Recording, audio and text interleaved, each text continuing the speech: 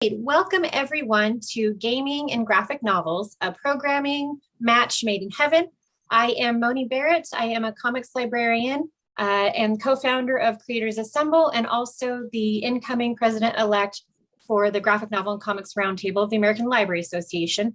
But more importantly, we have our panelists today, and we're going to go around the tables, as it were, and let's hear from each of you. Give us your names, where the audience might know you from, and also if there's anything fun or interesting that you want folks to know about you, throw that out there. I know that Henry has to get going, so if he wants to start, we can do that. Oh, thank you so much. My name is Henry Barajas. I am the author of La Voz de Mayo, Tata Rambo, which was highlighted by the Graphic Novel Roundtable, ALA, last year as one of the top 20 graphic novels. I worked on that with Jay Gonzo, Bernardo Bryce, Claire Napier, and that was published through Image Comics and Top Cow Productions. And I'm really excited to have this new book out, Helm Greycastle. It's basically a what if Mordor had a South Side. It's my way of trying to introduce more Latinx and diverse people into fantasy. And I'm very excited that Jen Vaughn and Tristan J. Tarwater were kind enough and to help me supplement and fulfill this idea that I had of having a comic book with a 5e compatible module game that takes place in the Mesoamerican world that Helm Greycastle is in. So I'm really excited for them to take this away and really talk about how exciting and detailed and adventurous this is going to be for librarians to have on their shelves. Awesome. Thank you, Henry. And you're well represented in talking about that title here today because you have some of your colleagues. So I'll go ahead and throw it over to Jen Vaughn next. Hi, my name is Jen Vaughn. My pronouns are she, they. I'm a cartoonist and a narrative designer for video games and tabletop. So it was wonderful to work with Henry, obviously, and Tristan on Helm Greycastle. I am also in a all-femme presenting, predominantly people of color, except for me, family-friendly D&D podcast that we were like one of the first family-friendly ones about 4 years ago, and now everyone's got one, which is super cool, getting people into play more RPGs and showing them that you can play anything. And I think I barraged Henry with like listening so much that he finally did or started playing, and if that's my one claim, then beautiful. But I also spend a lot of time working with the MoPop in Seattle, Washington, Museum of Pop Culture, working with their young students, well, actually, I guess ages 6 to 18, about comics, narrative design, and like interactive storytelling along with RPGs. And so sort of showing them ways that they can make fun at their own table as well, creating or teaching them skills about prototyping for weapons and tools, as well as math and cartography, all the stuff that like teachers like to know about. So yeah, all their KPIs or whatever they have to hit. So yeah, thank you for having me. I love that, the perception of KPIs for librarians. I just started working in the comics industry as opposed to public librarianship, and I had to learn like what is a KPI and how does all the jargon in the industry. Yeah, so. Sorry. Yeah, that might be the video game stuff coming through. Oh no, yeah. That's super cute. No, I'm sorry. That was really like fun. I was just like, oh, that's so cool. And Tristan, well, let's get the whole Helm team up here. Yeah, hi, my name is Tristan J. Tarwater. I'm a writer of spec prose, comics, and a role-playing game freelancer. I've written for Pelgrane Press, Onyx Path, Whimsy Machine, Rolled and Told. I've written for D&D Beyond, 7 Seas, and now I've written for Helm Greycastle. I'm also a person who runs games and plays games. I also have like comics I was in Puerto Rico Strong, which is put out by Lion Forge. And right now I am a student that is studying Spanish and linguistics. And I'm trying to decide how I can possibly bring role-playing games into teaching English as a second or other language. But I was really interested in working in Helm Greycastle with Henry because of his motivation of just working in different worlds. I'm a DM, like I love to builds cool scenarios from the ground up. And so being able to work on something like this with Henry was a real good opportunity that I'm glad I got to do. So that's me. That's awesome. Thank you. And can we get Kieron? Hi, I'm Kieron Gillen. I started very loudly for some reason there. I'm not quite sure why. Just wanted to wake us up. Yeah, just trying to get some energy. I feel this kind of way. I'm mainly a comics writer now. That's what I'm mostly known as. I've worked for like people like Marvel and Image and Boom and basically everyone now. And I've done books like The Wicked and Divine and Ones from Future and Young Avengers and Phonogram and etc. etc. Relevantly, there's a book called Die, who I've done with the enormously talented Stephanie Hams. Die is a big, sprawling, deconstructionary comic about role-playing games. And it's that kind of, and it's born of, I've been flirting with games for a long time. In that kind of, I'm sure we're going to talk about some of formative experiences later, but I've always had a real interest in the form. And Die is a story about basically using RPGs to how they can be used to explore identity, how they're used to look at yourself at different points in your life. And specifically Die is about comparing these teenage fantasies of the characters to their their 40-something realities. That idea of where did your life go? Where did you want to be? Where are you now? And for better or worse. On the side of all this, I, for some bright idea, decided to write a role-playing game from scratch, which is presently on beta. You can download the whole thing on dierpg.com/rpg, but also on itch.io. And it's in beta at the moment. Currently, it's doing like campaign closed beta, but the whole thing is, available to download and nose around with. And that's it. And I also do other games for fun on itch.io too. And I play a lot. Awesome. Kind of have to for this. And Stephanie, last but certainly not least. I'm very impressed by all you all have to say. Everything I can say is I'm an artist. You might know me mostly by my work on Die, but before that, I was also a cover artist for most of mainstream publisher, I guess. Marvel mostly, DC, Image, Dynamite, and so on. And I don't play a lot because I have no time. I think last time I played was when I broke my leg and I did a Cthulhu, who strangely had sanity points played with Jenga. That was fun. Nice. So that does lead well into the next question, which is basically, how long have you been playing, whether it's RPGs or just games in general? And what is kind of your first memory of what made you want to, what made you start playing games and what made that a positive experience for you? You can start at the top. We can go in any order you want. Let's go in reverse. Okay. Only if you remember that next time. So what make you come into RPG or games in general? Because I was a huge Final Fantasy fan before playing RPGs, which is some kind of RPG, I guess, even if you play it by yourself. It was the times of Final Fantasy VII, which is still the best. And after that, I started playing RPGs when I was a student, an art school student, already quite late in the game. And I had a party. We were some people, and I was the only girl. And I think that's one of the reasons why I didn't play for that long at the moment. But it was 2 intense years, I guess. And after that, it was mostly video games.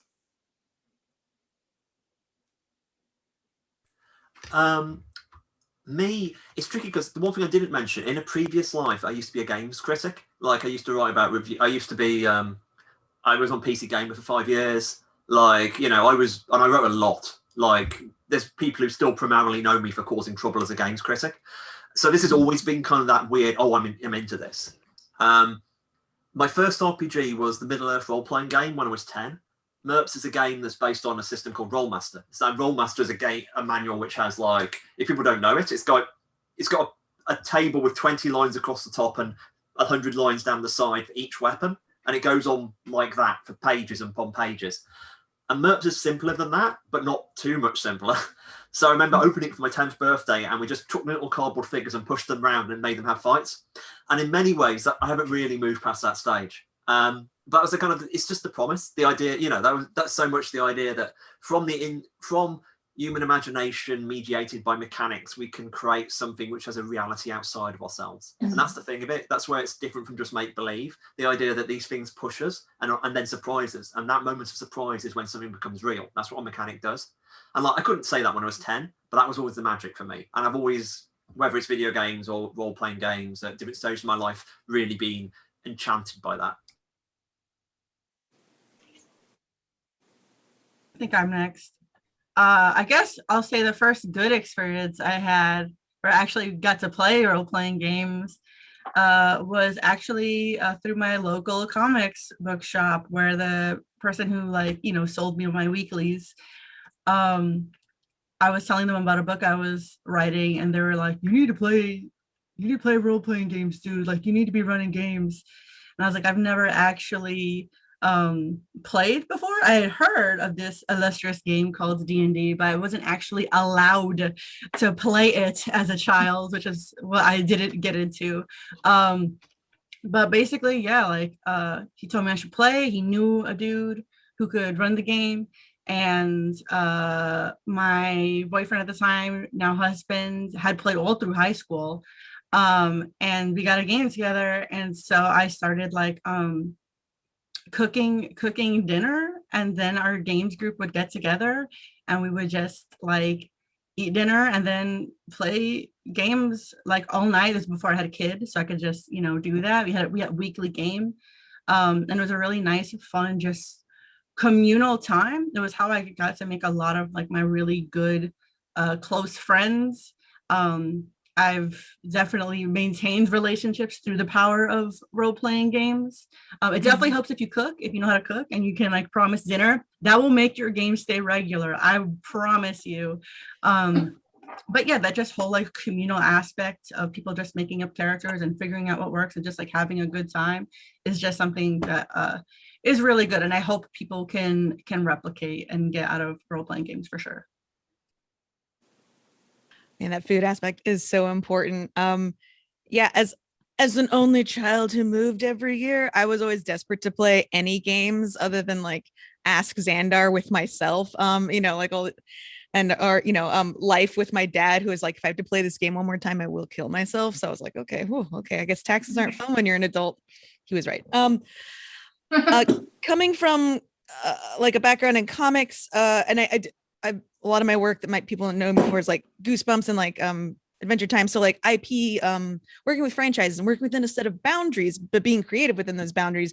And I feel like that applies to game writing, and having a good time within games is recognizing some of those rules, but then occasionally bending them or finding loopholes. And I kept doing things like I would host like an evening of gloom, and like, yeah, like Trish said, like make my own food and be like, here's a bone soup, and we'd play the game, and I'd keep pushing it towards role playing, and people were like, why don't you just play those games? But yeah, having grown up in some areas where it was, you know, at the time women weren't like super invited into those circles, like it took me a while. Like I did not play my first role-playing game aside from Fiasco, I feel like I could say that one, until like 2017. But since then it's like I play everything I can. Like I hosted a show where I tried to play a different RPG every month with different people, so we were playing like Mothership, Thirsty Sword Lesbians. I was trying to do Ryutama, but of course we played D&D. I'm like forgetting all of them now, sorry.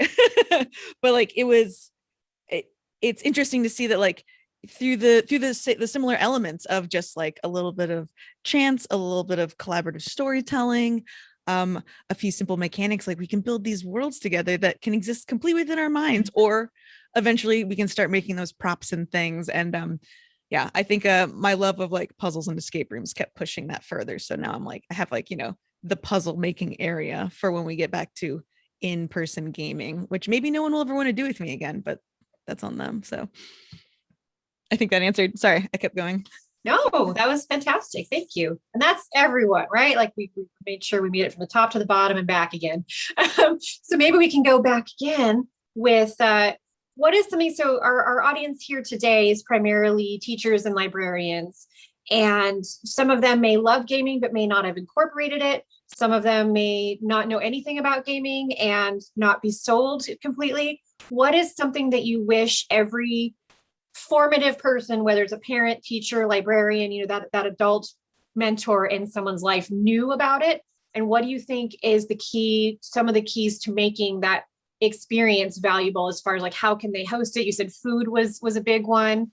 How can you make people feel comfortable and safe space to learn and to play? Well, for me, as a total noob when I started, what I really loved was to tell a story with several other people and be so immersed into it that you forget that between your reality and the reality you tell, like there is a space. You know, it's like when you're a child and you're picturing yourself as a pirate. You know, when you're saying, I'm the pirate and we're gonna attack the next ship. You don't think that you're a child playing a pirate. You're really a pirate at that moment. And when you play, or at least from what I remember, it was a while ago, but when I used to play RPGs, that was the same feeling. It was exhilarating. Also, as an artist, it's very good because you get connected with your imagination. Like, so if I was forced to sort of, like the classic way, I mean, I don't want to mention the word pub because we're talking about librarians, but I always think of the story of a friend of mine who kind of grabbed me like about 5 years ago, and as I was about to leave the pub in a con in Ireland, says, Kieron, you play RPGs, don't you? What are they? And that, you know, and I was like, okay, right, I've got 5 minutes till the taxi comes. Let's do it. Everyone get the coins out of the pocket. Put the coins on the table. Right. Every time you change the narrative, you push a coin over the table. That's your currency in the game. Okay. And then I just start describing something off the top of my head, like there's a pub and there's a dragon outside. And it went on for a bit. And then somebody, I think it was Deborah Kelly, the colorist, pushed over a coin saying, I killed the dragon. I jump out the window and kill the dragon. I go, sure. And everyone on the table had that pin drop moment, as in, oh, wait a sec, now I see the rules. And the idea of how that actually becomes a game. And how powerful ways, like people talk, the hardest thing about writing is, of course, the blank sheet. And of course, that creates the idea that people become alienated from creation. I've just pulled up a quote because in the back of Die, I've been running interviews with creators in the indie scene. There's an amazing creator called Alex Roberts, and she did a series of interviews with a lot more creators, and she did this amazing game called For the Queen, which is a series that's just a question asking game, and the questions build up to a narrative. I'm going to read the quote. There's this distance between making and consuming, right? The act of play and the act of design, I think, are really closely intertwined. They're really similar behaviors and thought processes. To engage with, it is always to be a creative and to come up with ideas. And I think the greatest lesson of RPGs is that ideas are so much easier and so simple and so cheap compared to what you're often told. That not only can great creative people come up with those, no, anyone can come up with 1,800 million ideas over one session of a good storytelling game, and there's something beautiful about that experience. And like the reminding people of their powers as a creative human being, like that's magical. That's kind of the magic of a game. Is it like if I was trying to like teach or like in that situation, there's something desperately empowering. And people talk about games as power fantasies, but that's not the interesting thing about games as power fantasies. It's about not if you realizing this was in me. So yeah, that's what I would sell games as. I will say, so actually my one of my professors sent me a chapter out of a book that talks about how to use role-playing games in teaching. It's specifically for language learners, but it's useful for everybody. And the name of the book is, in case anybody wants to read a book, is Language Teaching Insights from Other Fields, Sports, Arts, Design, and More. And it's specifically chapter 4. It says, how would a role-playing game master engage learners in the quest for knowledge? And so like, as a person who has been a dungeon master and someone who has written lesson plans, they're very similar. You need to have an objective. You need to have some kind of metric, so you're able to like not only measure success, but be able to relay that type of success to your players, your students, so that they feel engaged and they feel like their efforts actually matter. Also back to like what Stephanie was talking about the use of like characters and avatars, is like for some students, it can be actually they themselves do not want to take a risk because they're nervous about how they might look or if they'll get something wrong. But in games, failures, quote unquote, are just things that happen in the story that move the story along. And thinking and trying to get that across to your students that like the errors that they make are just things that they can notice and use to like develop their learning is really important. And also with games and also in lessons, like you have to get your people engaged. You have to kind of tailor it towards what they're actually interested in.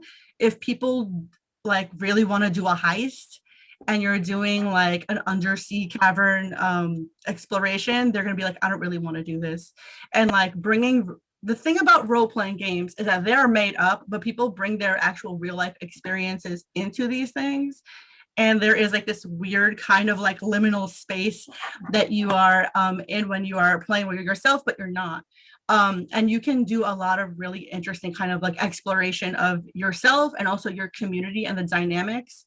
And you can use that to explore ideas and take chances and figure out like what worked, what didn't work, and like how can we use this to learn the things that we want to learn? How can we use this to push ourselves further? What do we want to do? And so, yeah, that is basically my answer. Awesome. Yeah, I agree 100% with what everyone has said too. I do think that as far as teachers and librarians, RPGs also are, it's one of the few games where and obviously it's in the title, but the role playing and the narrative is at the forefront over the mechanics, where board games are usually the reverse. It's all about learning a mechanic. And then there's just like a tiny bit of narrative. And that's where your game master, your dungeon master can fudge the rules occasionally, because the point is like to let the players have cool moments as well. And I think that's one of the things that brings it together in a way that, like, you know, playing a 4-hour board game, it's like people don't want to sit and listen to those rules, but they're like, if you can just start going in and like building a world together and stitching it, you're going to feel better with yourself and the community. As an example also that I actually for the holidays, I will always write a new adventure for my mom, who has never played role-playing games before. Sorry, Mom. She plays a Tabaxi warlock named Kringle the Christmas Kitty. So you can clearly tell this always happens during Arbor Day. But and yeah, like I definitely like tailored it for her. Like I gave her less spells just so she wouldn't have to worry about as much. But she enjoyed it in a way that, in the same way that I see kids and also adults who've never played it before. They're just like, I had no idea that game was like that I could take chances like that, and that there's also, it's not really about winning or losing. It's about having a good time with your friends. And that is the key. That is why the people gather around the table 100%. For some parents and teachers as well, it does provide students that have behavioral conditions or that might be on the autism spectrum. It allows them a chance to learn a series of rules about ways to act in certain situations, and then practice those rules as well, that they can then take out into the real world. And I think that is, it's invaluable, honestly. That's awesome. Awesome. And if I can add to the nonprofit Creators Assemble that I co-run, we just had a charity D&D game day. It was like 12 hours, 4 different games. And so just to kind of break it down a little bit for our audience, you don't have to feel intimidated, even if you're someone who has played games, but you don't know how to like DM something or how to run it. There are so many folks out in the greater community, and I have not found a community more welcoming and inclusive to reach out to and say, can someone run this, whether virtually or in person at my library? Don't be afraid, as Kieron was mentioning, going out to the pub. That was something I was a big advocate for in my public library days, which is like go out, like have your book clubs at a bar or at a restaurant, like go out into the community, give a little bit of money to, you know, the local places at the same time as you're kind of meeting people where they are instead of expecting them to come to you. I didn't find much lost in translation with the virtual space. So if your library is not open right now with the pandemic, or if you're working with DMs across the globe, like it's a great opportunity. And there's so many people out there who know how to do it. It's so much good team building, problem solving, communication, learning about consequences. And yeah, so we're coming out with a toolkit actually that's going to be like a quick start guide for educators. Obviously, Tristan and I need to talk a little bit more offline, but there's ways to get started. It doesn't have to feel super intimidating, but just know that it's something that could really bring your community together and could be really important. So sorry, could I just jump on that really fast too? Yeah. Obviously we've been mostly talking about certain popular RPGs, but itch.io has a bunch that are also like people will put out an early version of them and then the community will give them feedback. And with that has sort of brought the revolution of, not revolution, but like community copies, in which case, like for every X number of copies sold, there will be free community copies. So you can always go find one of those community copies. And those stories are also super niche. Like maybe it's 6 minutes of oxygen remaining, where it's just like a 2-person story between you and your robot mech before you both lose power and die forever, which is obviously talking about grief there, but like, so you can find what you want. If it's just about cooking, yes, Sandwich County by Jamie Queen. It's just like the Great British Bake Off picnic style. So yeah. Awesome. So backing up a little bit into the comics aspect, since all of you have experience of your comics background turning into the gaming and kind of having the love for both. How did that come about? Like, where did you decide to make a comic or be involved in a comic about gaming? And then, like, did your editor, did your publisher, did Image, did they say you're crazy for this, or were they right on board right away? Like, what was that process like, and how has the reception been? Want to start with Stephanie? I think when did we exactly decide that it would be an RPG comic? I think we were sure it would be a fantasy comics at first. Like we were talking with Kieron and we were like, I think we are both undercover fantasy artists. Like obviously I'm the kind of the drawing artist, is the brain one. But I think when we were in London, you already had the idea, right? We were already pretty. I don't remember when we decided. We switched from fantasy to RPG. Like for almost like me and Stephanie met like when doing a book for Marvel called Journey's Mystery, and ever since she drew the last issue of that, it was kind of okay, we should do a book together. And in my head, if you're a writer in comics, you're always casting people. It's like actors. You know what I mean? You're thinking, okay, what could I do with them? And with Stephanie, it's like I basically started to realize the world needs a Stephanie Hans Fantasy Universe. That was always the kind of thing in my head. And so ever since then, it was kind of, okay, is this the idea? And there was actually a couple of ideas we started even talking about loosely beforehand, before I went, no, not that one. And then I just had the idea. I was walking around San Diego Mall with Ray Fawkes, the excellent writer-artist, and Jamie McKelvey. And we just started joking about the old 1980s D&D cartoon. As in, whatever happened to those kids? That were they ever, that kind of, were they trapped there forever? No, we told the story. And then it just nagged at me, like, oh, they'd be 40-something now. And I was in the, like, having dinner that night, and I kind of burst into tears because I kind of realized why the idea stuck with me. Because the idea that, let's say, did part of me disappear into a fantasy world of 16? How has my love of fantasy actually stunted me? How is all these things I've loved? Because that's kind of what I've always done with music or any culture. Is like, I'm very into the upside, but I'm not very into the pure upside. I'm interested in complicated stories about how we relate to art. So the idea of, like, as I said earlier, Die is about teenage fantasies, adult realities, and trying to really ground it. And that immediately was like, that's really interesting and dramatic, and I can do something there. And I thought, I think RPGs are probably popular enough to get away with it. We probably, and this is coming off the back of Wick and Divine, which is a very popular book. So it'll probably sell.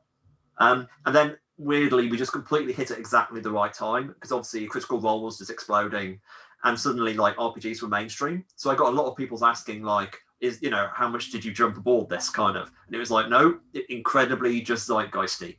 So it felt like the right time to do. I don't mean this about it, because I love so many RPG comics, but the standard mode for an RPG comic is quite playful. Like what you do around the table. Like, not all games are serious. Sorry, not all games are playful, but a lot of games have that playfulness to it. And Die is depressing. Die is this is a book about these awful people's trauma, and that's kind of what the idea is. Let's try to do a book that kind of someone says this is Watchmen but RPGs. Someone says in the first issue, and it is kind of that place. The idea, okay, how does this character?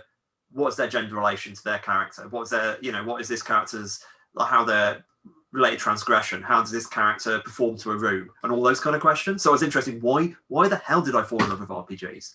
And why do I love them? So that's a very long answer. And that was like, then I said that to Stephanie, and since she rarely understands what I'm saying, she kind of just nodded and we did it, I think. Was that be fair? Anyway, so that's too long.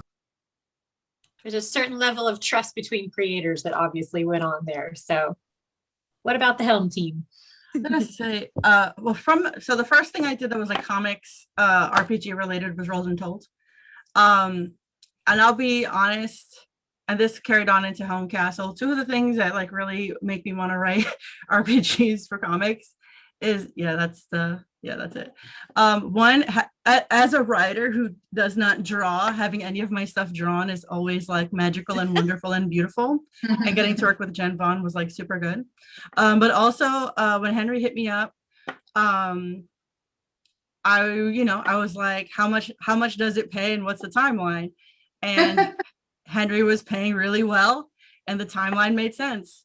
And that was a push towards doing this project, in addition to being a subject that I really wanted to do. It just so happened I was taking a class that was about like Mesoamerica, so it just kind of was like a happy accident. So I had like some background knowledge and was able to like put that in there and really like want to do something that was about like culture and people who were here and like things that mattered to them. But Henry paid well. And like that's a huge deal in role-playing games. Like most of the time, indie outfits, they pay much better than like these big names. And when you're writing role-playing games, just like writing comics, it's a lot of work. Like you get paid generally by the word. But you can spend 10 hours researching like 3 details, and that can be like literally 4 sentences in the whole thing. And if it's 40 words, then you get 10 cents for every word, or however much it is that rate is. So I'm glad that not only did like Henry want a role-playing game that like had a cool world, but he was willing to like pay well and reimburse people like for their time and their energy. That was such a huge deal on the back end. Like that helps build role-playing game community. That makes more different people from different situations able to write and bring their perspectives into role-playing games, because not everyone can take 3 cents a word. Not everyone can take 5 cents a word.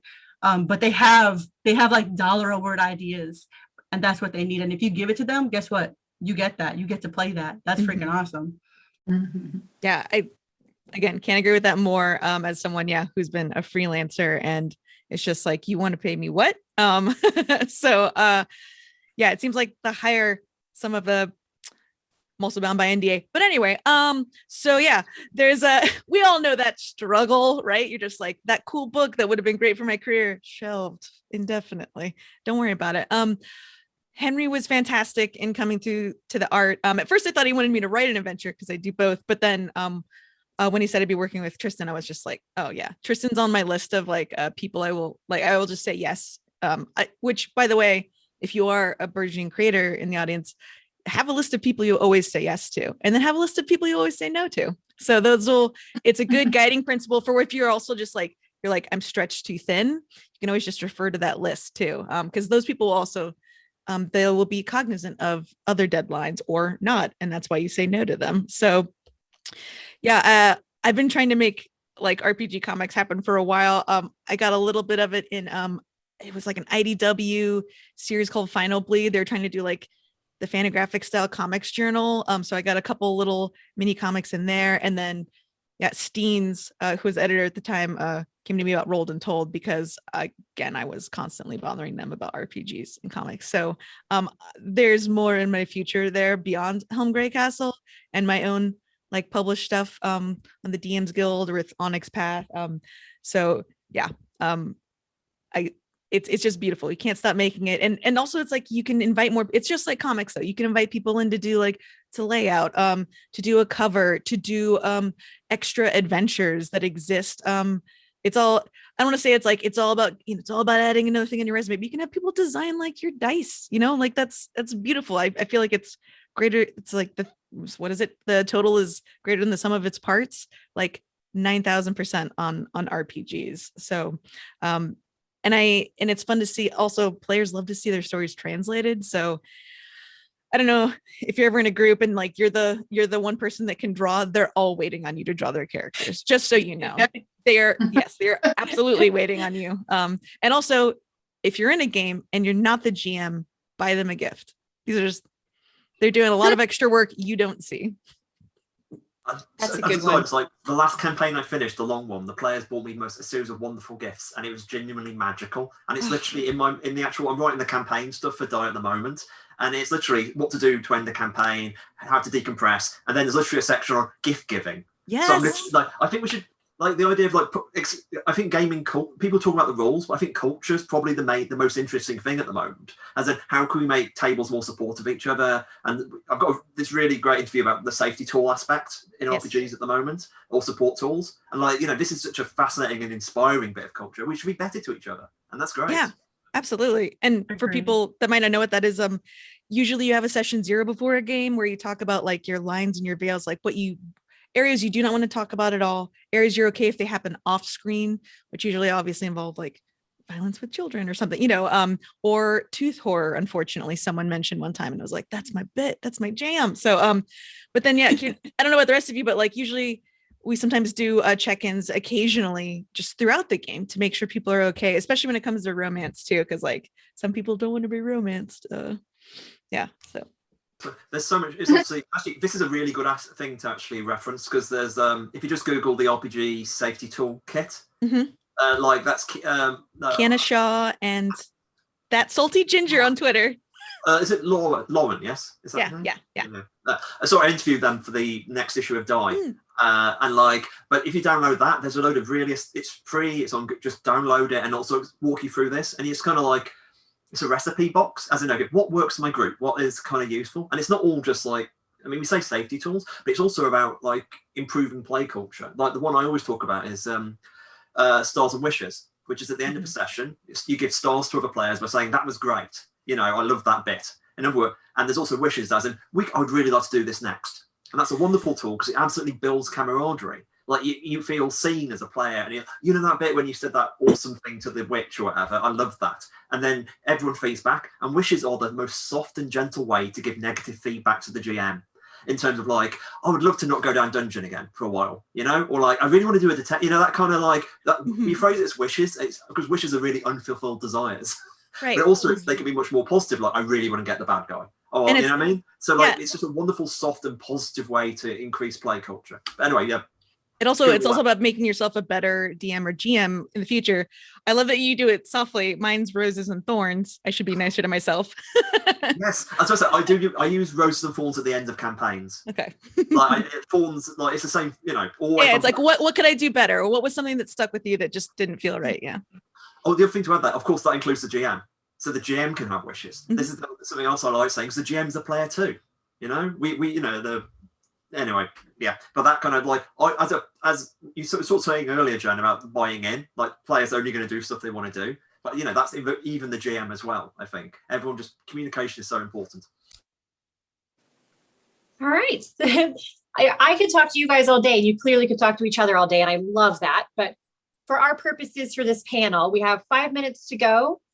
So let's go ahead and try to do this all at once. If you brought something visual to share, like one of your favorite pieces from your gaming, show that. If you have a favorite resource or reference or someone you want to shout out to in the industry that you just want everyone to be aware of, and then your socials and or websites where we can find you.